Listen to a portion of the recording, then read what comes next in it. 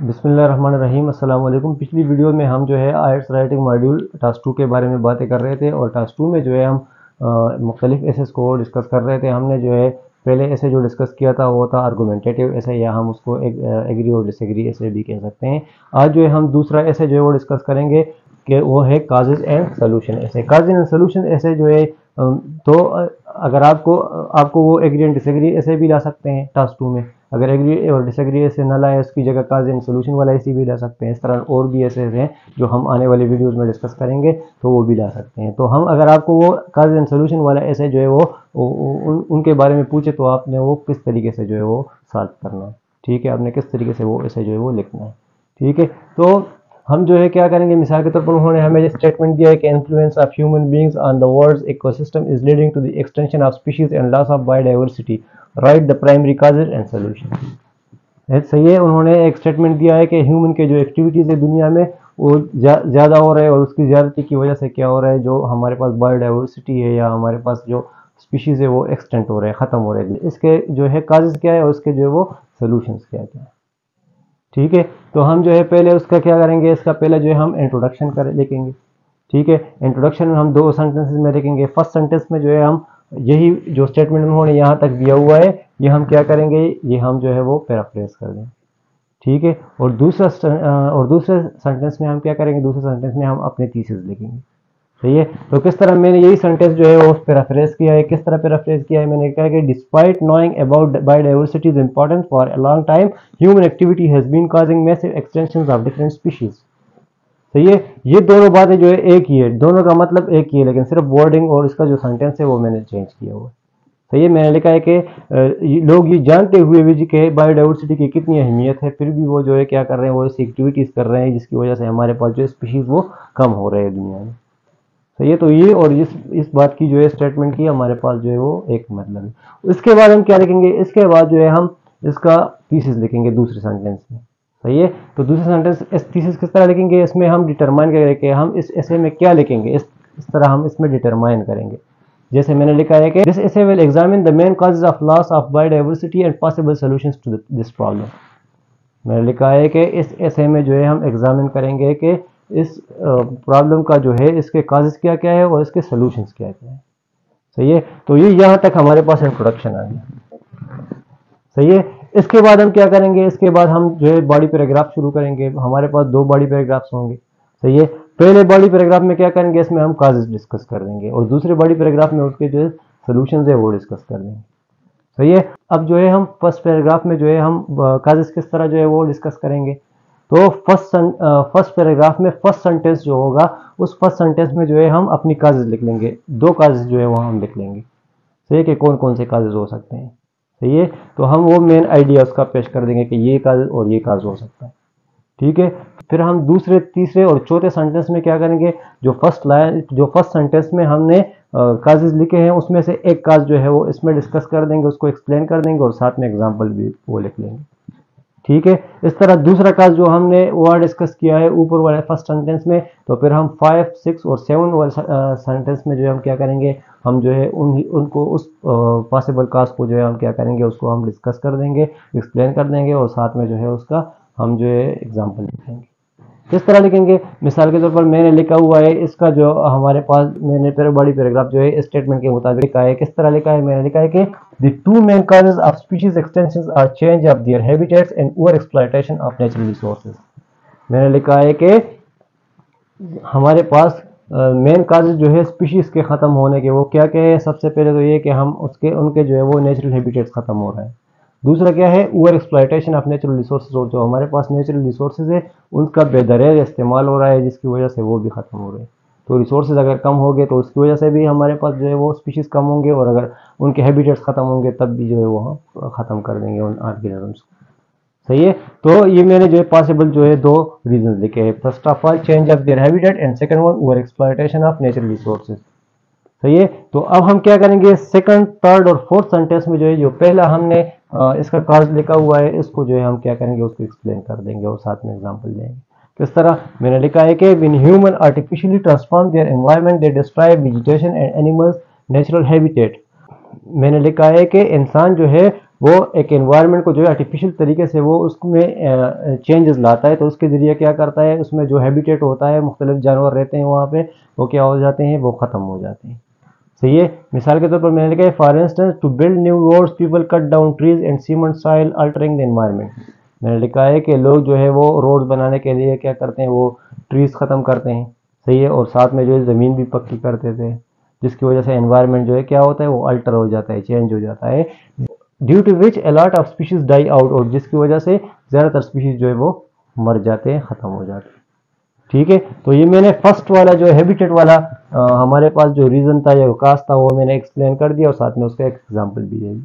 अब जो है मैं उसके बाद जो है नेक्स्ट 5, 6 एंड 7 सेंटेंस में मैं क्या करूंगा, मैं जो है दूसरा जो हमारे पास काज होगा वो मैं डिस्कस करूंगा।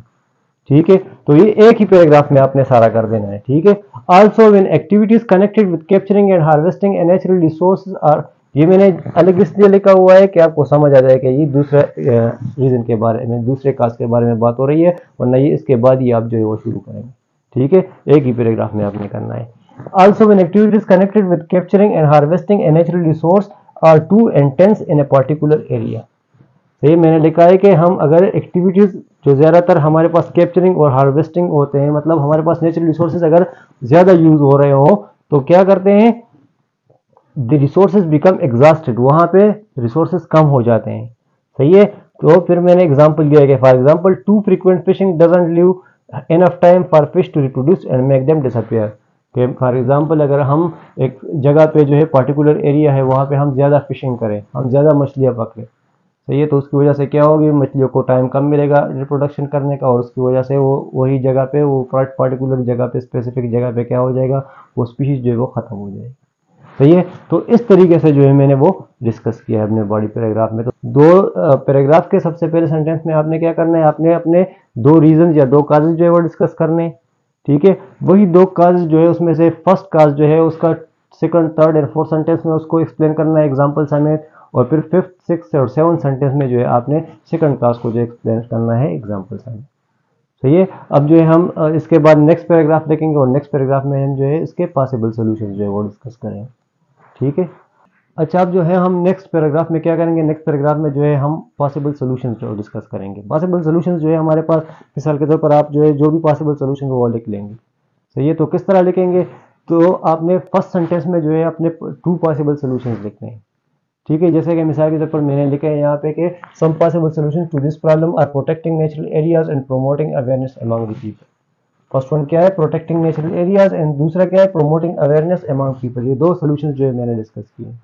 तो ये इसके बाद जो है आप लिखेंगे कि by protecting areas where human activities is limited and avoiding over exploitation of its resources we can save the untouched. इसके बाद जो है आप क्या करेंगे, इसके बाद जो है आप अपने जो फर्स्ट वन आपने लिखा हुआ है सोल्यूशन वो डिस्कस कर देंगे, और उसके बाद जो है आप फिर प्रोमोटिंग अवेयरनेस अमंग पीपल जो है ये वाला जो सोल्यूशन है आपके पास ये आप डिस्कस कर देंगे। ठीक है। तो मैंने पहले क्या किया है, by promoting awareness where human activities is limited and avoiding over exploitation of its resources we can save the untouched environment and prevent species from dying out. तो ये मैंने लिखा हुआ है कि अगर हम जो हमारे पास नेचुरल एरियाज है जो अभी तक अनटच्ड है, तो हमें चाहिए कि उसको जो है हम बचाए रखें और उसको जो है हम न छेड़ें, जिसकी वजह से हमारे पास जो है वो स्पीशीज जो है वो ख़त्म हो रहे हैं। ठीक है। अगर हम वहाँ भी चले गए, लोगों ने उसमें चेंजेस लाए, तो वहाँ के हैबिटेट्स ख़त्म हो जाएंगे और वो क्या हो जाएंगे, वो जो है वहाँ पे जो स्पीशीज रहते हैं वो ख़त्म हो जाएंगे। सही है। तो ये मैंने फर्स्ट वन जो है वो उसमें वो डिस्कस किया हुआ है। Moreover the next step is fighting biodiversity loss and informing the general population about the dangers of this problem. This way people will be more conscious of the environment and won't overuse और destroy it's sources. मैंने कहा है इसके अलावा हम क्या करेंगे, हमें चाहिए कि हम लोगों में आगाही पैदा करें कि वो क्या करें, वो जो है उनको में शूर आ जाए कि उनको पता चल जाए कि अगर हम जो है ये हमारे पास जो अनटच एरिया से ओवर एक्सप्लॉयटेशन ऑफ रिसोर्सेज हम न करें, तो इसकी वजह से क्या हो सकते हैं, जो स्पीशीज हमारे पास मौजूद है वो ख़त्म नहीं होंगे। सही है। तो ये पॉसिबल सोल्यूशन जो हमारे पास दो थे वो हमने डिस्कस कर दिए। किस तरीके से करना है, फर्स्ट सेंटेंस में आपने अपने दो पॉसिबल सोल्यूशन डिस्कस करने हैं, फिर नेक्स्ट सेंटेंस में अपने फर्स्ट जो सोल्यूशन आपने लिखा है उसको डिस्कस करना है, और नीचे जो सेकंड या नीचे जो थर्ड और फोर्थ सेंटेंस है उसमें आपने क्या करना है, उसमें दूसरा वाला जो आपके पास पॉसिबल सोल्यूशन है वो डिस्कस करना है। सही है। इसके बाद आपने क्या करना है, इसके बाद आपने कंक्लूजन लिखना है। कंक्लूजन आपको मैंने बताया था कौन से वर्ड से यूज करना है, to sum up, to summarise, to conclude, in conclusion, in word से जो है आपने वो स्टार्ट करना है, या इन द एंड। सही है। तो मैंने शुरू किया है to conclude people's activities that change, और फिर आपने क्या लिखना है, फर्स्ट सेंटेंस में आपने जो है वो जो काजेज आपने लिखे थे वही काजेज दोबारा जो है आपने लिखने हैं यहाँ पे, लेकिन उसके वर्डिंग जो है वो चेंज करनी है। ठीक है। और दूसरे सेंटेंस में क्या लिखना है, दूसरे सेंटेंस में जो है आपने अपने जो सोल्यूशन लिखे हैं वही सोल्यूशन लिखने हैं, लेकिन वर्ड्स उसके चेंज करने हैं। ठीक है। मिसाल के तौर पर मैंने लिखा है कि to conclude people's activities that change the environment have negative impact on the world ecosystem. However, we can lessen the extension of species by protecting natural areas and enlighten the people about the problem. सही है। मैंने लिखा है कि conclusion में people के लोगों के जो एक्टिविटीज है वो क्या करते हैं, वो एनवायरनमेंट को चेंजेस उसमें लाते हैं, और जिसकी वजह से उस दुनिया में क्या कर होता है, नेगेटिव इम्पैक्ट से नेगेटिव असर पड़ता है। सही है। तो फिर मैंने लिखा है कि however but we can lessen, हम इसको कम कर सकते हैं किस चीज को, the extension of species by protecting, species के एक्सटेंशन को किस तरीके से, by protecting natural areas, natural areas को प्रोटेक्ट करने से, and enlighten people about the problem, और लोगों को आगाह करने से कि ये प्रॉब्लम है हमारे पास और ये डेंजरस है। सही है। तो खास एंड सोल्यूशन वाला ऐसे आएगा, तो इस तरीके से आपने उसको वो डिस्कस करना है। ठीक है। फिर मैं आपको एक समराइज करता हूँ। सबसे पहले आपने इंट्रोडक्शन लिखना है। इंट्रोडक्शन में फर्स्ट लाइन में आपने जो स्टेटमेंट उन्होंने दिया है वही पैराफ्रेज करना है। तो ये दूसरे सेंटेंस में इंट्रोडक्शन का क्या करना है, थीसिस लिखना है। थीसिस क्या लिखना है, थीसिस में आपने लिखना है कि मैं इस ऐसे में किस चीज़ के बारे में लिखूंगा। सही है। उसके बाद आपने बॉडी पैराग्राफ शुरू करना है। बॉडी पैराग्राफ फर्स्ट वन जो है उसमें आपने अपने प्रॉब्लम्स डिस्कस करने हैं। प्रॉब्लम में जो है फर्स्ट सेंटेंस में आपने क्या करना है, फर्स्ट सेंटेंस में जो है आप अपने टू प्रॉब्लम्स जो है उसमें लिखोगे, जनरल आइडिया दे दोगे कि ये प्रॉब्लम जो है वो हो सकते हैं। फिर आपने जो है क्या करना है, सेकंड, थर्ड और फोर्थ सेंटेंस में आपने फर्स्ट जो प्रॉब्लम लिखा है उसको डिस्कस करना है एग्जाम्पल समेत। सही है। और फिर जो है fifth, six and seven sentence में आपने दूसरा जो प्रॉब्लम आपने फर्स्ट सेंटेंस में लिखा है उसको आपने डिस्कस करना है एग्जाम्पल समेत। सही है। तो ये आपके पास फर्स्ट पैराग्राफ आ जाएगा। सेकंड पैराग्राफ में क्या करना है, सेकंड पैराग्राफ में अपने पॉसिबल सॉल्यूशंस लिखने हैं। सही है। तो उसमें फर्स्ट सेंटेंस में आपने क्या करना है, अपने टू पॉसिबल सॉल्यूशंस लिखने हैं, मेन आइडिया उसका लिखना है। ठीक है। ये सोल्यूशन और ये सोल्यूशन हो सकता है। उसके बाद आपने क्या करना है, सेकंड और थर्ड या एक सेंटेंस में या दो सेंटेंस में आपने जो पहला वाला जो सोल्यूशन लिखा है उसको थोड़ा सा डिस्कस करना है। सही है। और फिर अगर एक सेंटेंस में लिखा है तो फिर आपने थर्ड और फोर्थ सेंटेंस में, या अगर दो सेंटेंस में उसको एक्सप्लेन किया है फर्स्ट वाले को, तो सेकंड वन को आपको जो है वो एक या दो सेंटेंस में नेक्स्ट वाले में उसमें डिस्कस करना है कि नेक्स्ट सोल्यूशन को जो है वो आपने एक्सप्लेन करना है। ठीक है। इसके बाद क्या करना है, इसके बाद कंक्लूजन लिखना है। कंक्लूजन जो है टू कंक्लूड से शुरू करना है। सही है। कंक्लूजन में हमारे पास दो सेंटेंसेस होने चाहिए। फर्स्ट सेंटेंस में जो है हमने अपने कर्ज जो है दोबारा रिस्टेट करने चाहिए, दोबारा लिखने चाहिए, लेकिन अपने वर्डिंग को चेंज करके। ठीक है। और नेक्स्ट सेंटेंस में हमने दो पॉसिबल सॉल्यूशंस जो है वो दोबारा डिस्कस करने हैं, लेकिन उसके जो वर्डिंग है वो चेंज करके। सही है। अच्छी वोकेबलरी के साथ। तो इस तरीके से जो है आप जो है वो बेस्ट काज एंड सोल्यूशन वाला ऐसे जो है वो लिख सकते हैं। इंशाल्लाह नेक्स्ट वीडियो में हम जो है नेक्स्ट ऐसे डिस्कस करेंगे। शुक्रिया। अल्लाह हाफिज़।